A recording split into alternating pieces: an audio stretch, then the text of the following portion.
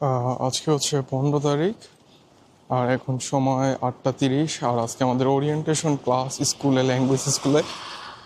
তো আমরা যাচ্ছি হচ্ছে স্কুলে। জাপানের সকালে সুন্দর একটা ভিউ। আমাদের অলরেডি হচ্ছে এক্সাম ছিল সকালে ক্লাসে, তো এক্সাম শেষ আমাদের ক্লাস। ও আচ্ছা, এটা হচ্ছে হৃদয়। অ্যাট লাস্ট আমাদের ক্লাসের সব রুলস আমাদের জানিয়ে দিছে। আর আমার ক্লাস হচ্ছে বিকাল টাইমে। আর এটা হচ্ছে আমার স্টুডেন্ট কার্ড। আর এই যে আমার টাইম হচ্ছে এসি যাদের তাদের হচ্ছে সকাল 9টা থেকে, আর ইএফএইচ এর তাদের হচ্ছে অ্যাট লাস্ট আমাদের ক্লাস শেষ। তো কালকে থেকে আবার ক্লাস আছে, মানে আজকে ওরিয়েন্টেশন এগুলো সবই শেষ। এখন এখান থেকে বাসার উদ্দেশ্যে। আর এটা হচ্ছে আমার স্কুল। কিন্তু সবচেয়ে ঝামেলার জিনিস হচ্ছে যে আমরা এখনো সিম কার্ড পাইনি এবং ব্যাংক অ্যাকাউন্ট খুলতে পারিনি। জাপানের সিম কার্ড ছাড়া চলাটা অনেক মুশকিল।